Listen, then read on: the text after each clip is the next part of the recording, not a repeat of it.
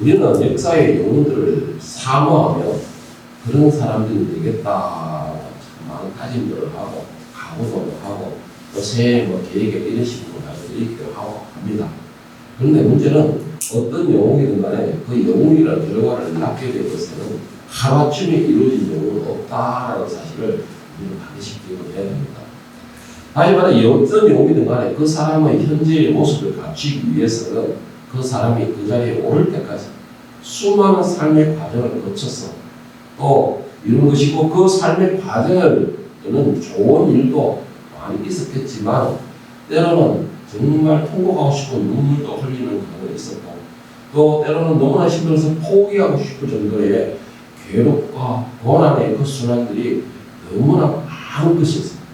그 모든 것을 겪고 그리고 그 가운데에서 인내하며 살아왔기 때문에 그 여러분들이 존경하는 그 대상, 영웅이라는 그런 사람이 탄생하게 된 그런 것이 공통적인 이 모습입니다. 이 영웅이 태어나는 모습이라는 것이죠. 그런데 사람들은 결국 그런 화려한 결과를 이룰 수 있었던 것에 대하여서 그것에 대해서는 별 관심이 없다라는 것이죠. 그 많은 영웅들이 태어나기 전에 얼마나 많은 눈물을 흘렸으며 또 얼마나 많은 고통으로 포기하고 싶은 정도로 그렇게 자신을 향한 대적들이 많았으며 그 대적들과 결국은 승리하였기 때문에 지금의 화려하고 아름다운 열매를 맺었다. 이것에서 관심이 별로 없다는 것이죠. 그런데 우리는 고되고 힘든 인간의 과정을 생각하지 않고 다만 그들의 결과 달콤하게 열렸던 그 열매만을 바라보고서 나도 그 사람의 열매를 내 것으로 취하고 내 것으로 만들어야지라는 그러한 동경의 모습을 가지고 있다는 것이죠. 그렇다면 오늘 많은 교인들이 한 가지 예를 들어서 이 성경의 인물을 하나 두고서 내 자녀가 이런 사람이 되게 해주시옵소서라고 기도한 대표적인 인물이 누군지 아십니까? 바로 요셉입니다.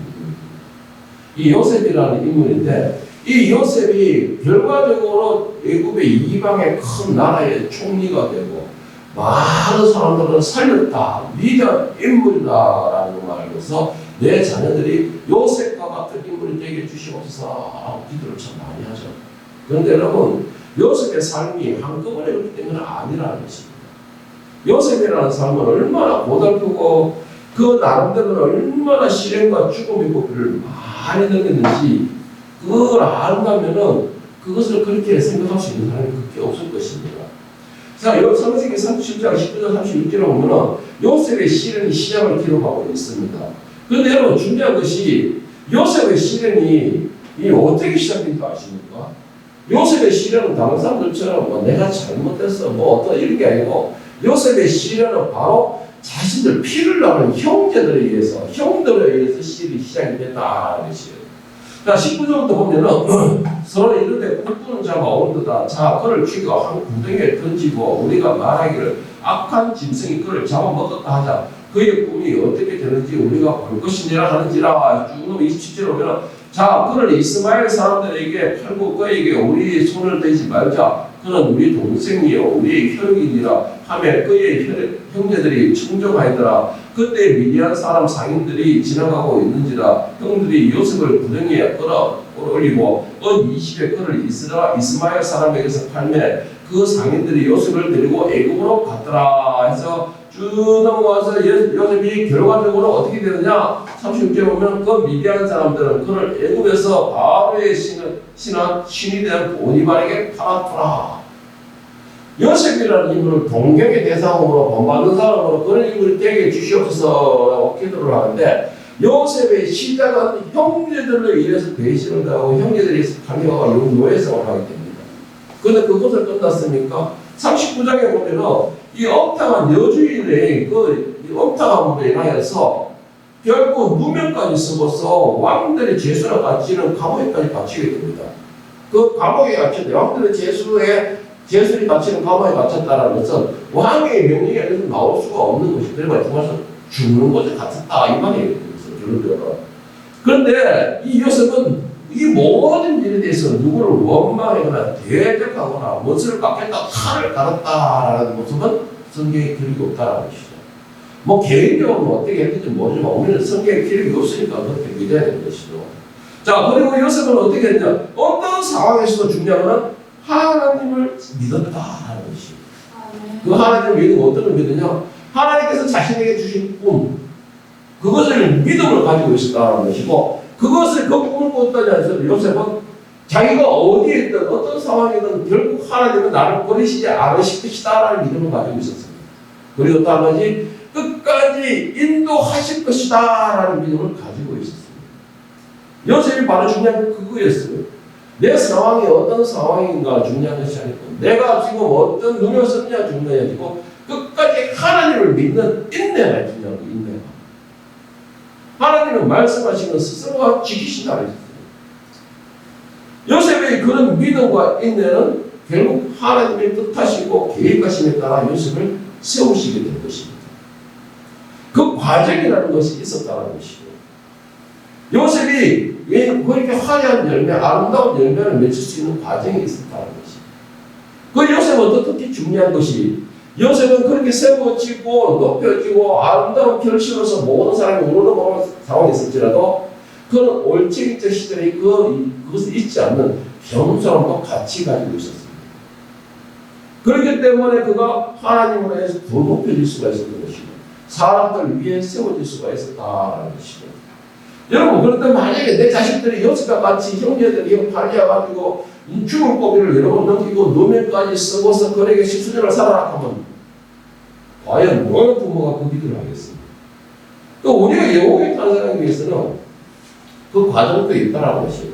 그러면 내가 굳이 그 영웅의 탄생처럼 그 영웅과 같은 삶을 살겠다면은 결국 무슨 말이에요? 그 과정도, 그의 삶의 과정도 내가 함께 걸어가겠다라는 하였을만이 그 기도가 될 수가 있는 것입니다. 여러분, 그런데 이스라엘의 큰 위대한 지도자가 누굽니까? 바로 모세죠. 이 모세의 삶은 어떻을까요?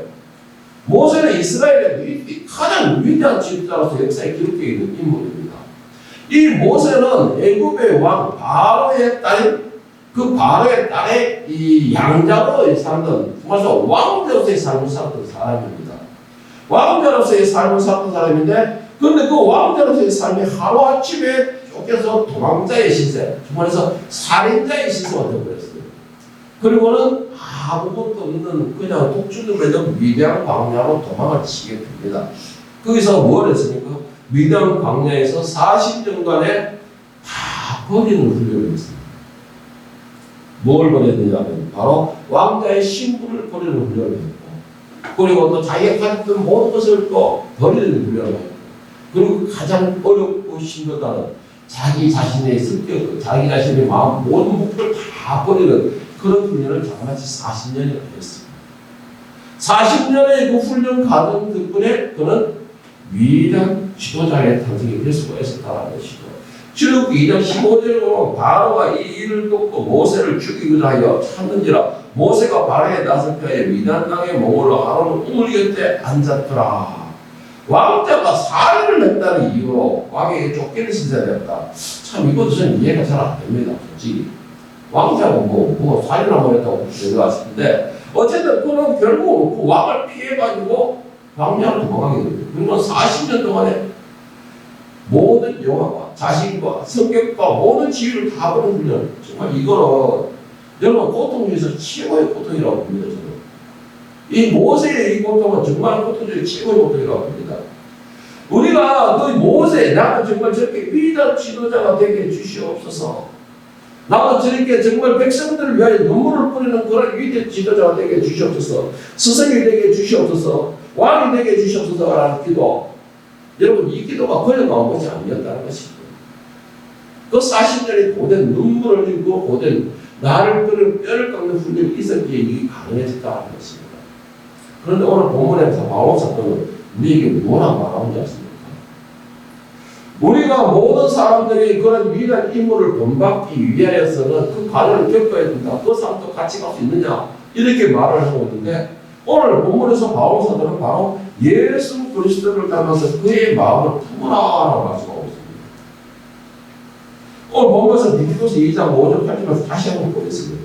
너희 안에 이 마음을 품어놓고 그리스도 예수의 마음이 그는 근본 하나님의 본짓이나 하나님과 동등됨을 취할 것으로 여기지 아니하시고 오히려 자기를 비워 종의 형체를 가지사 사람들과 같이 되었고 사람의 모양으로 나타나사 자기를 낮추시고 죽기까지 복종하셨으니 곧 십자가에 죽으심이라 했습니다. 예수님께서는 모든 것을 가지고 계신 분이었습니다. 뭐 하늘의 영광이나 모든 보좌와 모든 것이 주인이었습니다. 그런데 반대로 모든 것을 버리셨어요. 모든 걸 버리셨어요. 예수님의 마음에는 오직 한 가지밖에 없었습니다. 그 한 가지의 마음으로 가득 차 있었기에 그것을 바라보고 그것을 위하여 달려가셨고 그것을 위하여 모든 것을 버리셨습니다. 여러분에게 스스로 한번 질문을 해보세요. 나는 가진 것도 없어요. 우리 세상에 가진 게 뭐가 있습니까? 제가 항상 말했죠. 우리는 땅에 내 것이 하나도 없다는데 그래도 내가 가진 것이 많다고 생각합니다. 내가 가진 걸 버리라고 버릴 수 있겠습니까? 버리고 종의 신분으로 가라고 갈 수 있겠어요? 중요한 건 요셉은 종의 신분으로 갔죠. 가장 존귀한 자였습니다. 집안에서. 아버지의 모든 사람을 다 받고 있는 사람이었어요. 그 모든 것을 빼앗기고 종의 신분으로 갔습니다. 모세는 모든 걸 다 가지고 있었어요. 하다못해 원하면 바로의 자를 놔줄 수 있었습니다. 그런데 모든 것을 다 버리는 훈련을 했어요. 예수님께서는 모든 것을 다 주인이 있었습니다. 천사들의 찬양과 영광의 보좌를 가지고 있는 분이었습니다. 천사들, 수많은 천사들을 군림할 수 있는 분이었어요. 그런데 모든 것을 다 버리셨습니다. 자, 여러분들이 가진 걸 버리라고 버릴 수 있겠습니까? 자, 예수님께서 버리라 하는 게 무엇이냐? 자, 하나님을 왜 버리셨냐? 하나님의 뜻을 이루고자 하는 마음에서 그것을 버릴 수가 있었습니다. 두 번째는 성경의 예언을 성취함으로 성경의 말씀을 완성시키기 위해서 그것을 다 버릴 수 있었던 것이죠. 다시 말해서 예수님의 마음은 오직 하나님의 뜻을 이루기 위함이었다. 하나님의 뜻을 자기를 이루어지기를 원하는 마음에 모든 것을 버릴 수가 있었다라는 것이에요. 그런데 오늘 바울 사도가 말하기를 바로 그런 예수님의 마음을 품으라. 그 예수님과 함께 동행하라라고 하고 있어요. 그 말은요, 제가 계속해서 말씀드리는 거, 그 사람과 함께 하겠다, 그 사람을 본받겠다라는 것은 내가 가진 것을 다 버릴 수가 있어야 된다라는 말이 나왔습니다. 그럼 여러분들 버릴 수가 있겠습니까? 그걸 버리지 못한다면 여러분은 결코 예수님과 동행할 수 없는 것이에요. 여러분이 가진 모든 것을 버릴 수 없다면 여러분은 결코 요셉과 같은 위대한 힘을 될 수가 없는 것입니다. 여러분에게 맡겨진 영혼들을 위해서 그들을 살려주지 않으시려면 내 이름을 그 생명지에서 지워버려 주셔서라고 내가 대신 희생하겠다라는 그 생각이 없다면 여러분들은 모세 같은 위대한 힘을 될 수가 없는 것이에요. 그걸 버리지 못한다면.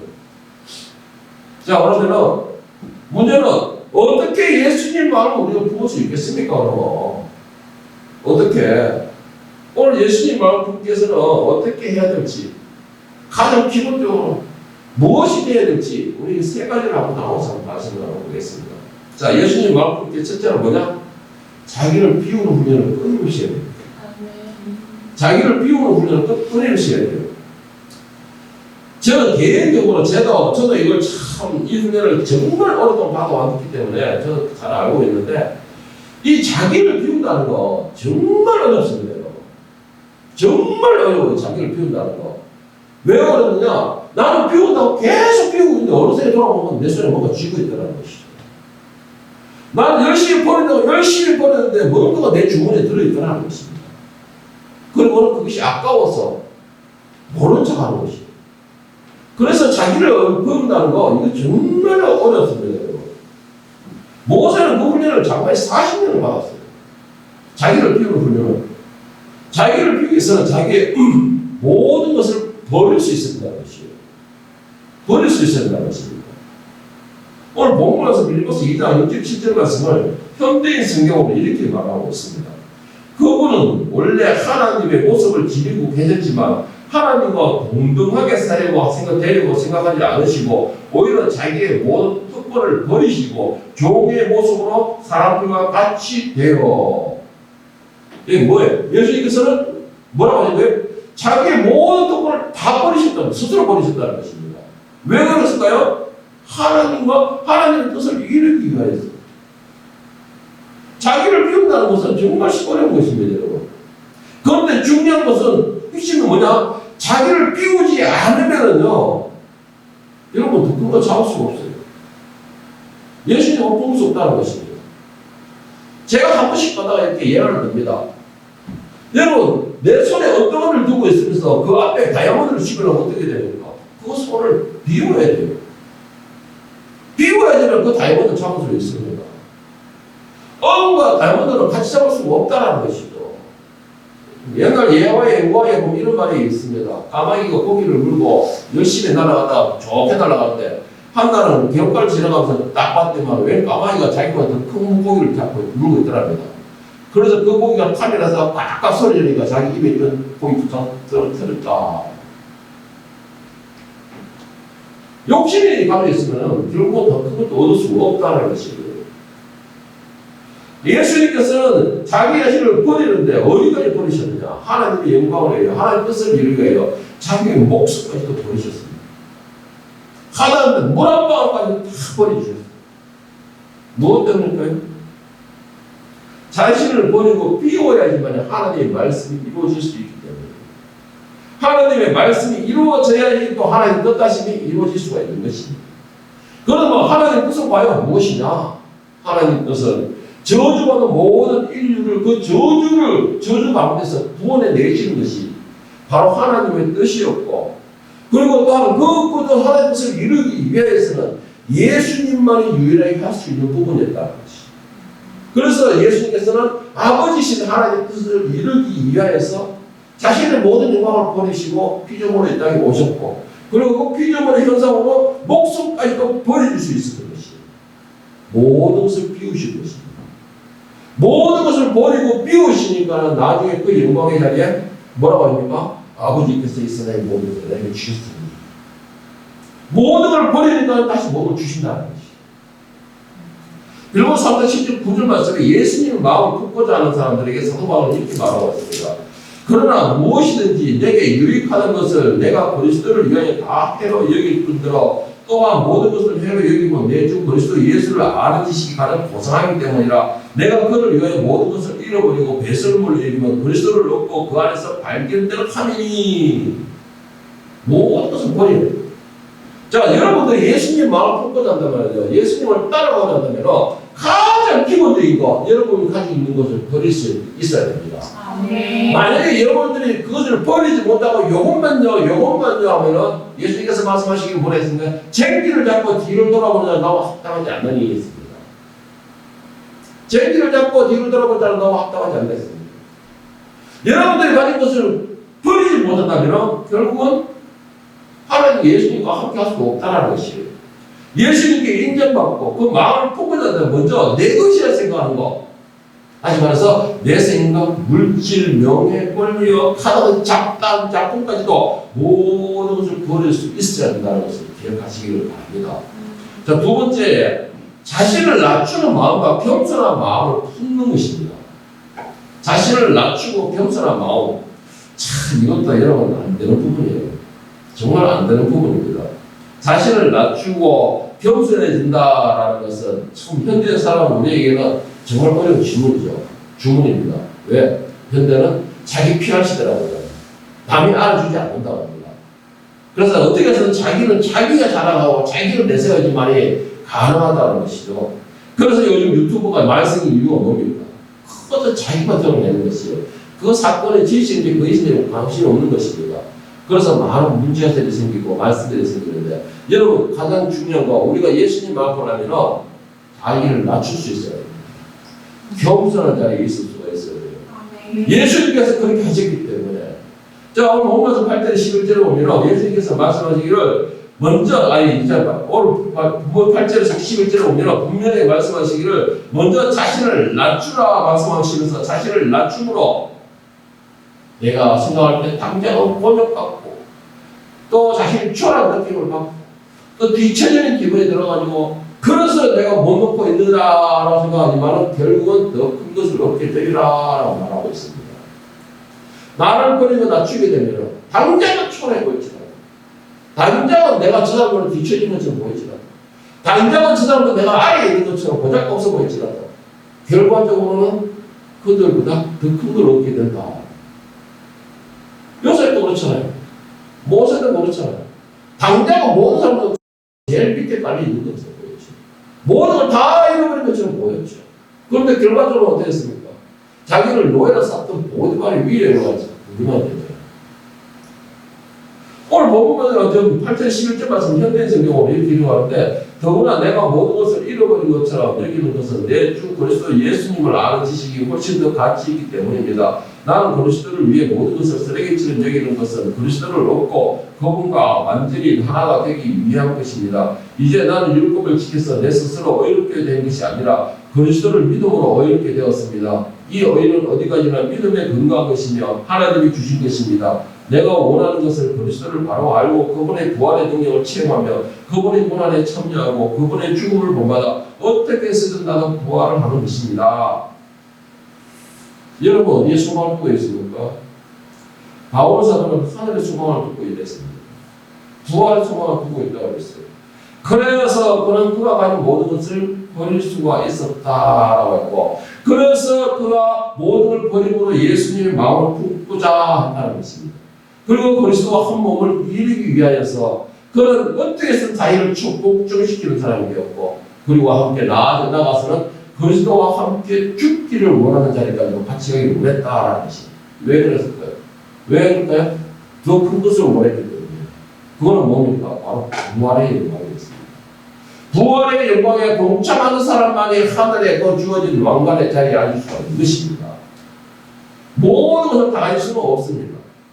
모든 걸 다 가질 수는 없어요. 죽지 않으면은요, 그 영광의 자리도 내게 주어지지 않습니다. 그래서 예수님께서 마태복음 24장에 26장 24절에 보면 누구든지 나를 따라오려고 하면 자기를 부인하고 자기 십자가를 치고 따라오라고 말씀하시겠습니다. 자기를 부인하라.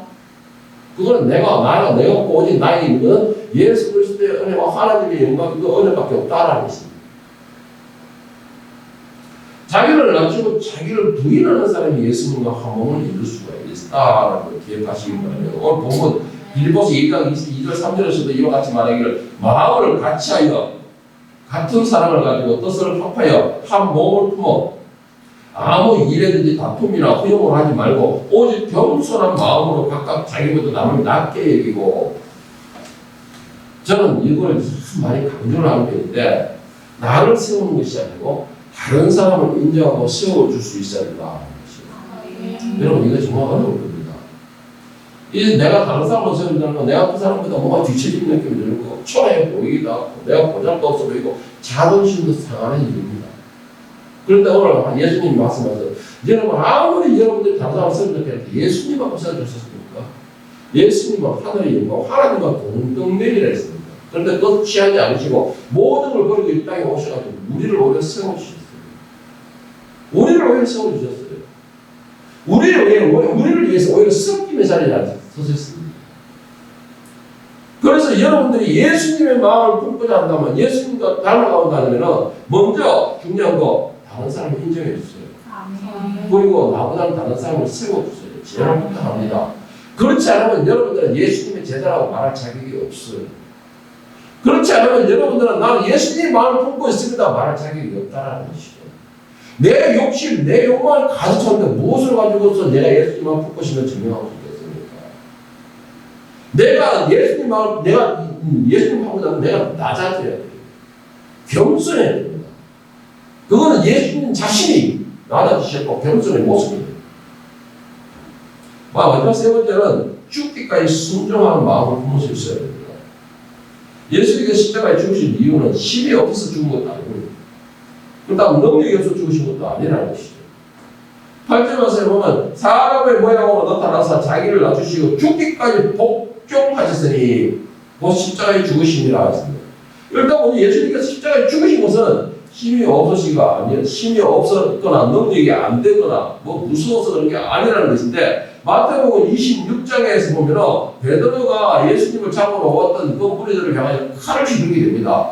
그때 예수님께서 26장 52절 54절에 뭐라고 말씀하시냐 이에 예수께서 이르시되 네 칼을 칼집에 꽂으라 칼을 가지는 자는 다 칼로 망하느니라 너는 내가 내 아버지께 구하여 지금 12군나 더 되는 천사를 보내게 할 수 없는 줄 아느냐 내가 만일 그렇게 하면 이런 일이 있으리라는 성경을 어떻게 이루어지겠느냐 하시더라. 예수님이 능력이 없어서 잡힌 것이 아니라는 것이에요. 힘이 없어서 죽은 것이 아니라는 것이에요. 내가 무엇을 못 나가지고 다른 사람들 취업과 모욕을 다 던진 게 아니라는 것입니다. 왜 그랬느냐? 바로 순종하는 마음. 순종하는 마음. 무엇을 순종하는 거예요? 54절 보내세요. 내가 만일 그렇게 하면 이런 일이 있으리라는 성경을 어떻게 이루겠느냐? 하나님의 뜻을 이루기 위한 것입니다. 하나님의 뜻을 이루기 위한 것이었어요. 하나님의 뜻이 뭐라고 했습니까? 하나님의 뜻은 저주받은 우리를 구원시키는 것이 하나님의 목적이었고 그것이 하나님의 사랑이었습니다. 그 하나님의 목적 뜻을 이루기 위해서는 예수님께서 모욕과 취업 가운데서 죽으셔야 가능했어요. 그런데 예수님께서 취업 가운데 죽으려고 하면 어떻게 되느냐? 말씀에 순종하는 마음이 되어야 된다는 것이죠. 그 말씀은 곧 하나님이신 것입니다. 그 하나님 뜻에 순종하는 마음을 가지기 위해서 그건 모든 걸 참을 수 있었던 것이고 그 참을 수 있었던 나는 모든 걸 다 버렸기 때문에 참을 수가 있었던 것입니다. 여러분 그게 되지 않는다면요 예수님 마음 품을 수가 없다는 것이에요. 여러분 순종의 가장 기본 자세가 뭔지 아십니까? 순종의 가장 기본 자세는 나를 버리는 것이에요. 나를 버리는 것입니다. 순종의 가장 기본 자세는. 내가 저번에 살아있으면 버리지를 못하기 때문에 순종이 안 돼요. 내 주관이 나옵니다. 내 뜻이 나옵니다라는 것이죠. 예수님께서는 자신을 버림으로 성경의 영을 이룰 수가 있었던 것입니다. 그러면 그렇다면 우리가 예수님과 한 몸을 이루겠다면 우리도 내 자신을 버릴 수 있어요. 그러기만 예수님과 한 몸을 이룰 수 있고 그 예수님과 한 몸이 되어야지만 하나님의 뜻이 나를 통해서 이루어질 수가 있는 것입니다. 여러분 예수님 마음을 품는다는 것 내가 천국으로 갈 수 있는 유일한 방법이라는 거예요. 또 이 땅에서 사는 동안 예수님을 내 자랑입니다라고 자랑할 수 있는 유일한 증거가 되는 것입니다. 그리고 또 한 가지 예수님 마음을 품는 자만이 천국으로 가는 길을 내가 알 수가 있다는 것이에요. 사도 바울은 예수님 마음을 품는 것에 예수님과 한 몸을 이루는 것이다 라고 분명히 말씀하셨습니다. 예수님 마음을 품는 것이만이 내가 예수님과 한 몸을 이루는 것입니다. 예수님 마음을 품는 것이 하나님의 뜻을 이루어질 것이다 라는 것입니다. 여러분이 천국으로 가는 길, 예수님 마음을 품는 길, 많은 방해와 힘듦과 어려운 환난들이 있을 것입니다. 요셉과 같은 환난이 있을 것이고 모세와 같은 환난이 있을 것이요. 예수님도 그렇게 할 것이었습니다. 그러나 여러분의 목적이 어디냐를 확실히 안다면 그 마음을 인내하시기 바랍니다. 그 과정을 견디시길 바랍니다. 마지막으로 마태복음 16장 24절에 뭐라 했습니까? 예수께서 제자들에게 이르시되 누구든지 나를 따라오려거든 자기를 부인하고 자기 십자가를 지고 나를 따르시니라 했습니다. 여러분 예수님 마음을 품고 예수님과 동행하고 예수님께서 계신 천국으로 가기를 원하십니까? 그렇다면 이제부터 나를 버리고 말씀에 순종하는 삶이 되기를 축복합니다. 그리고 그 순종하는 삶에서 최대한 예수님 마음을 품고서 예수님과 동행할 수 있기를 축복합니다. 그렇게 삶을 살 때 나는 분명히 하나님의 사람입니다. 하늘의 사람입니다. 예수님의 참된 제자입니다. 라는 증거가 될 것이니 그 증거는 바로 성령께서 여러분에게 해주다는 믿으시고 나를 부르는 훈련, 순종하는 훈련, 그리고 나를 겸손하게 낮추는 훈련, 열심히 목숨을 걸고 결국은 여러분들이 성취할 수 있기를 예수님의 이름으로 축원합니다. 아멘. 기도하겠습니다.